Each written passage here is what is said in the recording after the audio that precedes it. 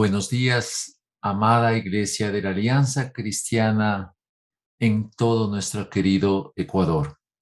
Este es el día 741 unidos en oración. El texto bíblico que le vamos a utilizar como base es Filipenses 4:5. Que su amabilidad sea evidente a todos. El Señor está cerca. Qué precioso es si todos nosotros, como creyentes, tendríamos este verso como parte de nuestro estilo de vida cotidiano. Que su amabilidad sea evidente a todos. No habría dificultades, ¿verdad? En ninguna parte, pero no es así. El mundo es conflictivo, difícil. El Señor está cerca, dice el texto bíblico.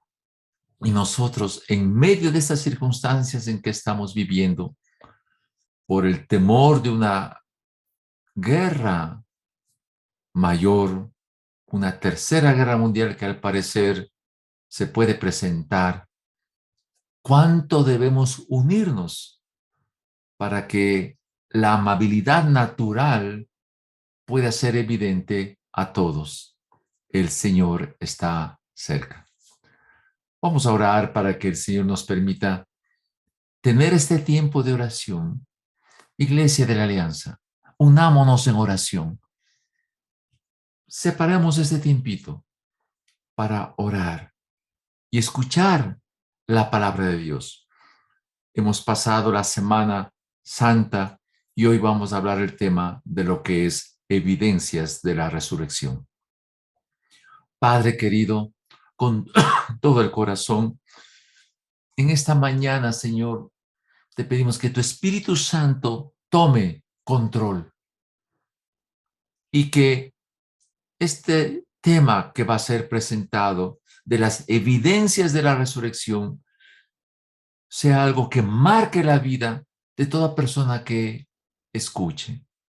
Usa este medio, oh Padre Celestial, para que tu Espíritu Santo use la frecuencia del Internet y este momento especial que vamos a estar juntos, tú, Señor, lo controles y le puedan escuchar miles y miles de personas a lo largo de nuestro territorio y del mundo entero. Espíritu Santo, clamo a ti tu presencia. Espíritu Santo, toma mi vida y haz lo que solo tú puedes hacer, porque yo como persona en sí misma no lo puedo hacer. Toma control, Espíritu Santo, de esta reunión. Te lo pido en el nombre de Jesús. Amén. Amén. Evidencias de la resurrección, según Juan 20. Si la resurrección de Cristo no hubiera tomado lugar o sin la resurrección de Cristo, ¿qué es lo que realmente podría pasar? Uno, no se podría probar que el pecado ha sido derrotado. ¿Puede usted imaginarse lo terrible que sería esto? Si Jesucristo no hubiera resucitado, no se podría probar que el pecado ha sido derrotado. Si Jesucristo no hubiera resucitado, la fe en Él no tendría sentido y seguiríamos muertos en nuestros propios delitos y pecados. Si Jesucristo no hubiera resucitado, la vida eterna no tendría ningún sentido. Si Jesucristo no hubiera resucitado, cuando crucemos el umbral de la muerte, habría nada. No habría diferencia entre la raza humana y los animales si Jesucristo no hubiese resucitado. Si Jesucristo no hubiese resucitado, el amor, la justicia, el bienestar, la familia, no tendría ningún significado. La muerte tendría su victoria final y el mal gobernaría para siempre. Pero no es así. Jesucristo resucitó y podemos nosotros obtener evidencias de ello. ¿Cuáles serían las evidencias sencillas de que Cristo resucitó? Permítame expresarlo de la siguiente manera. ¿Cuáles son las evidencias? Uno, la muerte de Jesucristo es un hecho histórico. Es un hecho que registra la historia, no solamente a través de las profecías bíblicas de todo el Antiguo Testamento, no solamente por lo que el mismo Jesucristo manifestó que iba él a morir, sino también por todos los escritos fuera del contexto bíblico. Flavio, Josefo, entre otros, presentan que Jesucristo en su muerte es un hecho de la historia. Dos, la tumba vacía. También es un hecho histórico y la evidencia de que no se pudo encontrar el cuerpo muerto de Cristo es un hecho histórico. No solamente es una creencia religiosa, como muchos dicen, es un hecho histórico. Tres, el testimonio de quienes le vieron a Jesús resucitado. No solamente los discípulos, sino dice el texto bíblico de 1 Corintios 15, 500 personas están registradas que Cristo resucitó. Cuarto, la conversión de personajes especiales en el tiempo del Señor Jesucristo, como Jacobo, el hermano de Jesús, que no creía en él, pero Jacobo, el hermano de Jesús, vio al Cristo resucitado y se convirtió y escribió un libro que lleva su nombre, el libro de Santiago. Como también lo del apóstol Pablo, como todos nosotros sabemos, que siendo Pablo perseguidor de la iglesia, el Cristo resucitado se reveló a él y su conversión fue espectacular, escribiendo la tercera parte de todo el Nuevo Testamento. 5. Evidencias de la resurrección sencillas. El testimonio de sus propios discípulos que llevaron adelante su misión de mostrar al mundo que Jesucristo resucitó y la mayoría de ellos murieron como mártires defendiendo su fe.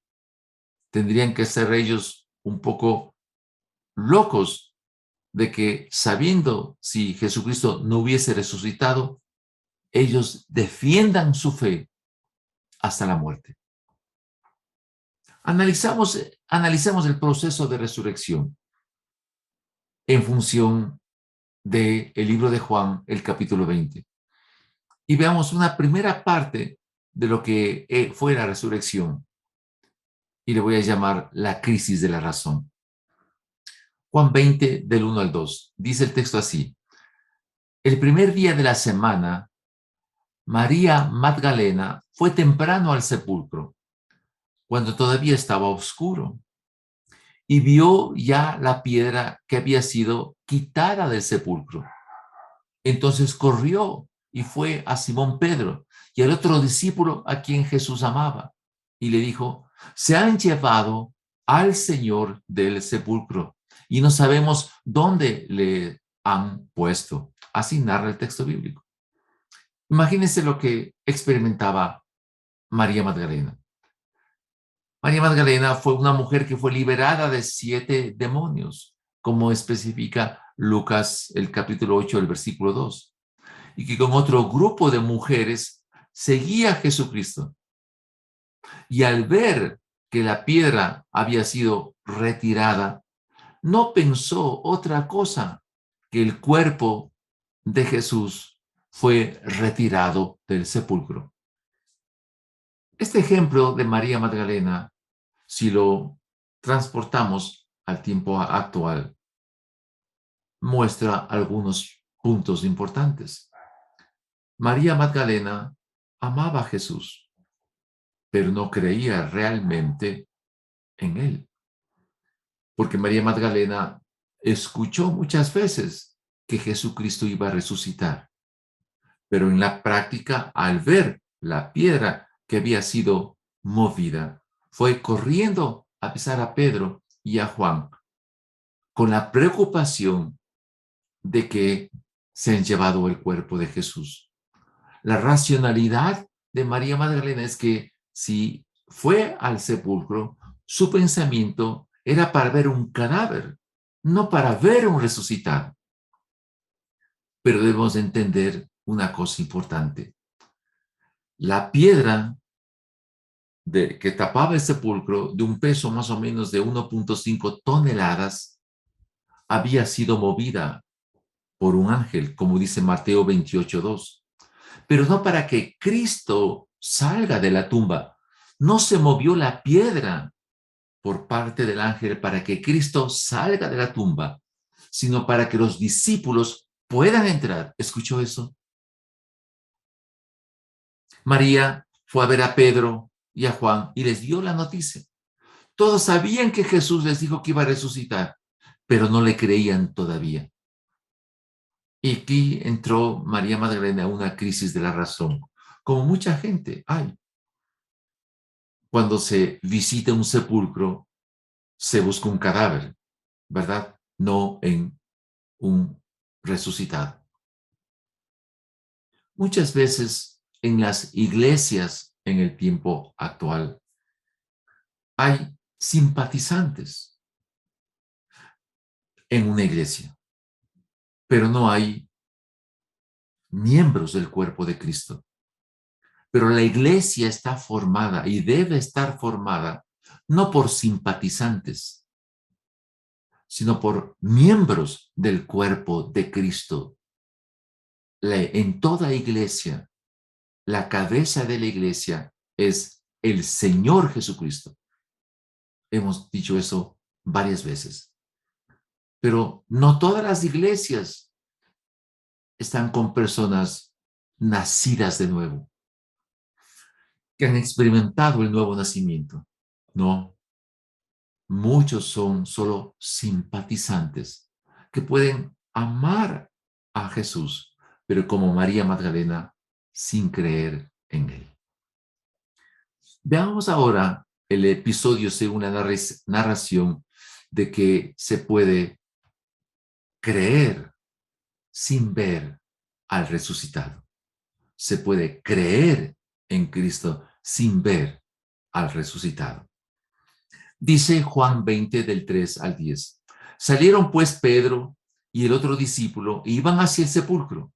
Los dos corrían juntos, pero el otro discípulo corría más aprisa que Pedro y llegó primero al sepulcro e inclinándose para mirar adentro, vio las envolturas de lino puestas allí, pero no entró. Entonces llegó también Simón Pedro tras él. Entró al sepulcro y vio las envolturas de lino puestas allí y el sudario que había estado sobre la cabeza de Jesús, no puesto con las envolturas de lino, sino enrollado en un lugar aparte. Entonces entró también el otro discípulo, al que había llegado primero al sepulcro. Lo vio y creyó, porque todavía no había entendido la escritura, que Jesús debía resucitar de entre los muertos. Los discípulos entonces se fueron de nuevo a sus casas. Dice así Juan del 3 al 10. Aquí hay que analizar algo sobrenatural. Los discípulos, Pedro y Juan, entraron, vieron y creyeron. ¿Qué vieron? ¿Por qué creyeron sin verle a Jesucristo resucitado? La cultura judía permite que cuando una persona muere, había una costumbre bien rígida. Le cubrían al muerto con lienzos y especies aromáticas que formaban una especie de goma entre los lienzos y el cuerpo de la persona fallecida. Quedaba como atado. ¿Se acuerdan ustedes cuando Jesús resucitó a Lázaro y dijo, Lázaro, sal fuera? Y se levantó el cuerpo resucitado de Lázaro, pero envuelto completamente con las vendas. Y Jesús expresó, desátenlo. Pero no sucedió así con Jesús. El sudario es una tela que se envuelve en la cabeza del muerto. Pedro y Juan vieron la envoltura del lino. No estaban removidas, estaban como desinfladas. El cuerpo de Cristo traspasó la envoltura, porque recuerden que las lienzos en el cuerpo estaban como pegadas. Traspasó el cuerpo de Cristo en su resurrección. Se sentó, se quitó el sudario, lo dobló y puso a un lado. Por eso, el domingo de resurrección, cuando el ángel, después del temblor, movió la piedra, y repito lo que se dijo al principio, no fue para que Cristo salga, sino para que los discípulos puedan entrar, porque el cuerpo resucitado de Jesús traspasó el lienzo. ¡Qué maravilla! Esto es un milagro. Cuando vieron el sudario envuelto aparte, Pedro y Juan, al verificar esta realidad, vieron y creyeron que Cristo tenía que morir, pero también que Cristo tenía que resucitar. El cuerpo de Cristo resucitado, aunque era reconocible, su naturaleza fue completamente diferente, mostrando nuevamente que la ley espiritual es superior a la ley natural. Por eso el cuerpo de Cristo resucitado pudo traspasar las vendas que le envolvían su cuerpo.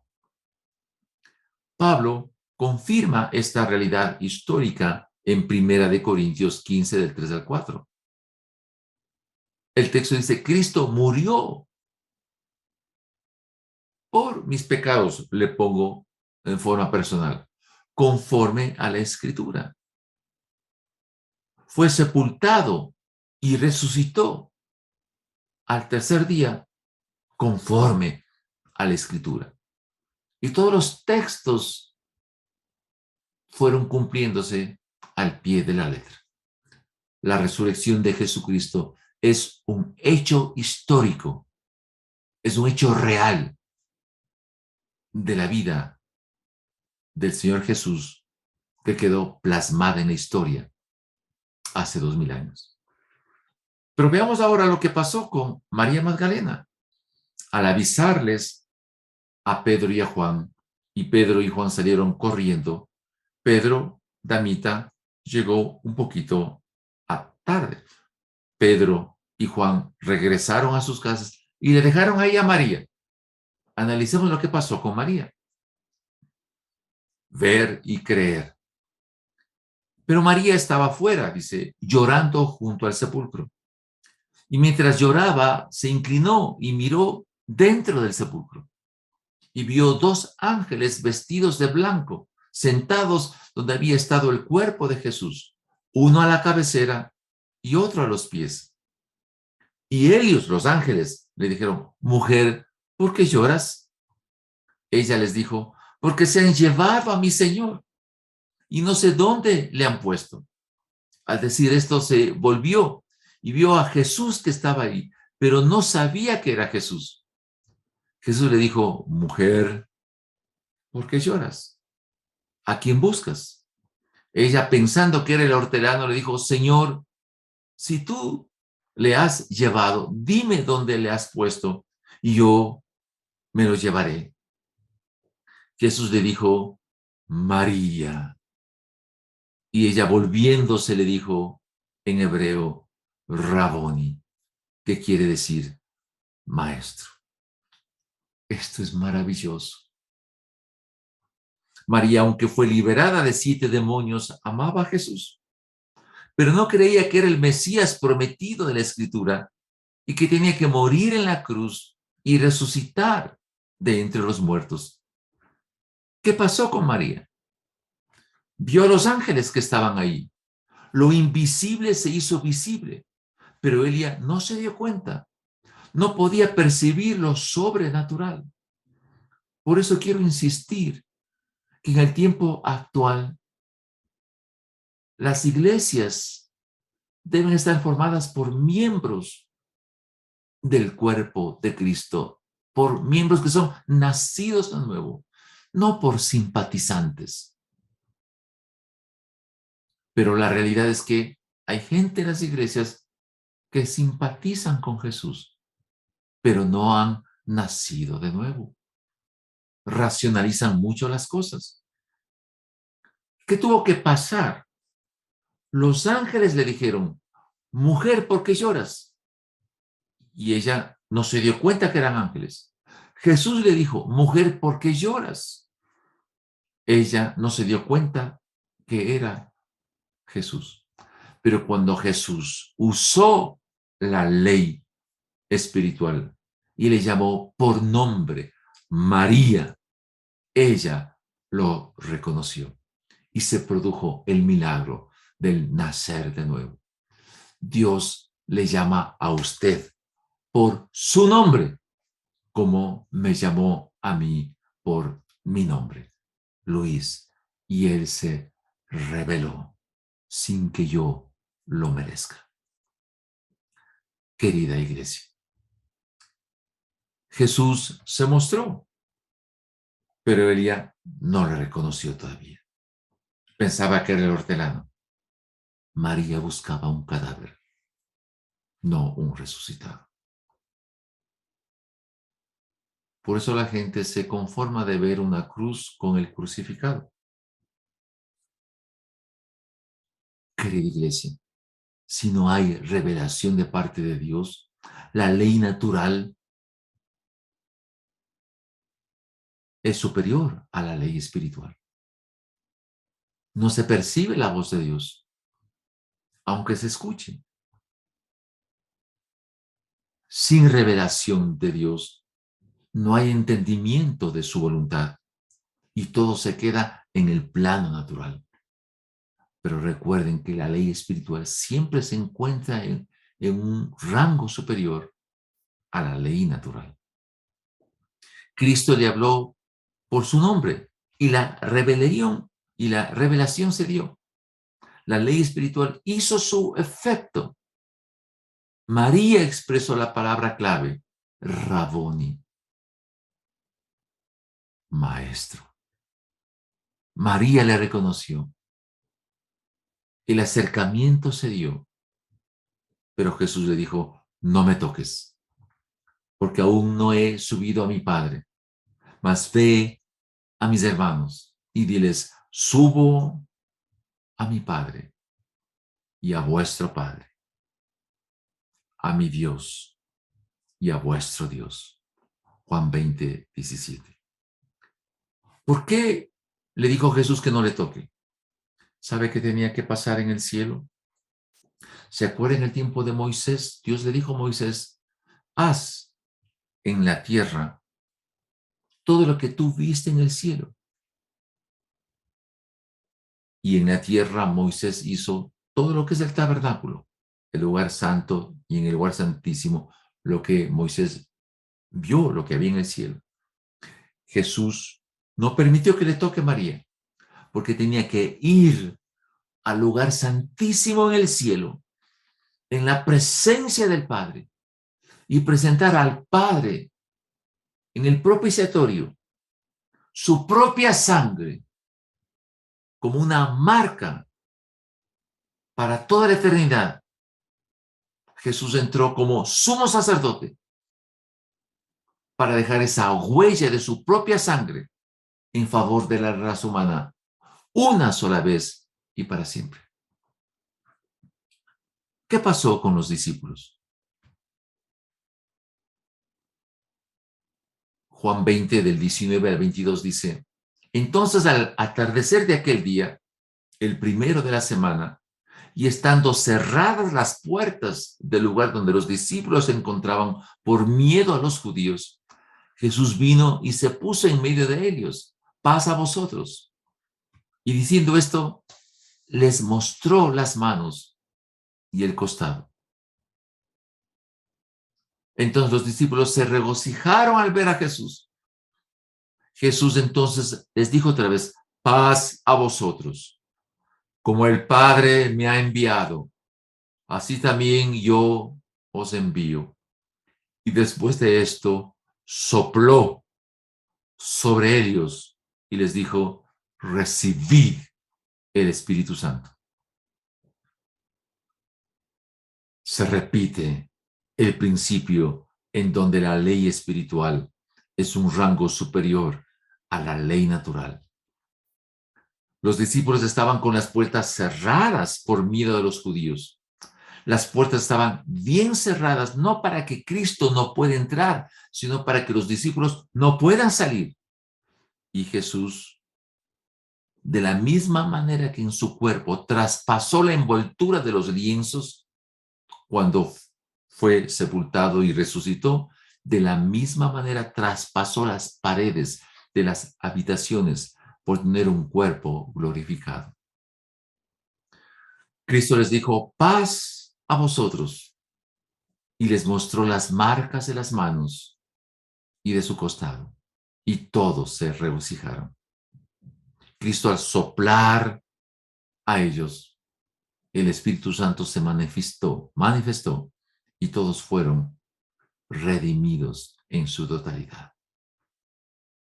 El texto de Primera de Corintios del capítulo 15 muestra algo muy hermoso como evidencias de la resurrección.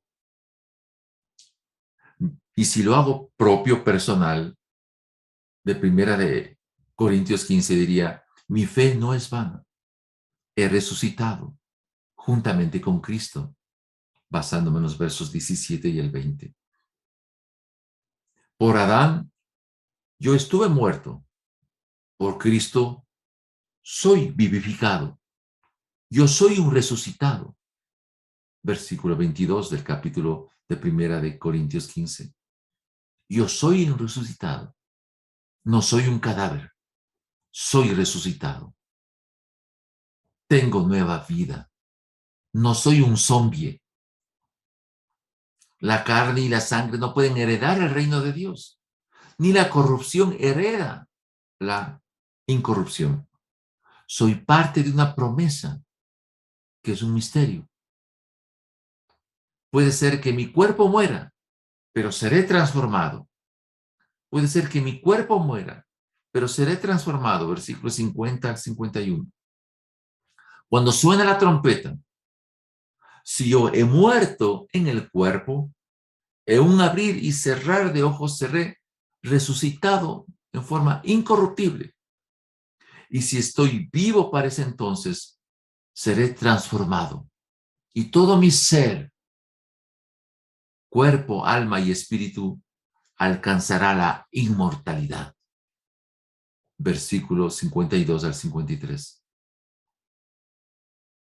Podré proclamar con todas mis fuerzas, ¿dónde está, oh muerte, tu aguijón? ¿Dónde está, oh sepulcro, tu victoria? Verso 55. Querida iglesia, cuán importante es que hayamos entendido esto.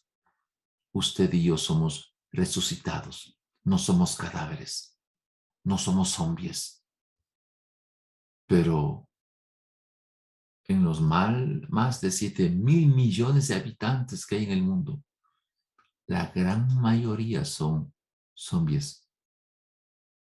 Y nosotros, los resucitados, tenemos que demostrar el poder de Cristo resucitado. Tengamos un momento de oración. Padre, no permitas que nosotros, conociendo esta verdad, de que no somos ya cadáveres, con Cristo estamos juntamente crucificados. Ya no vivimos nosotros. Cristo vive en nosotros. Esta característica tan profunda y hermosa que soy un resucitado, pero he muerto a la carne. No fijo yo mi mirada en las cosas de la tierra, sino en las cosas del cielo, porque estoy muerto y mi vida está escondida con Cristo en Dios.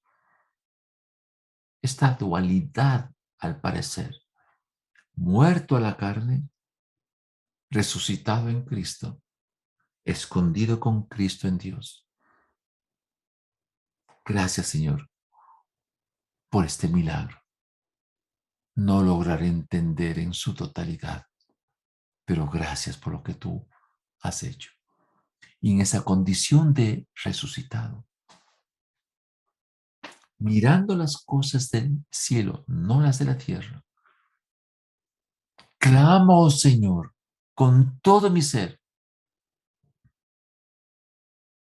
que las víctimas de todos aquellos que han sido secuestrados, según las noticias, menores de edad, oh Señor, tú fortalezcas a sus familias.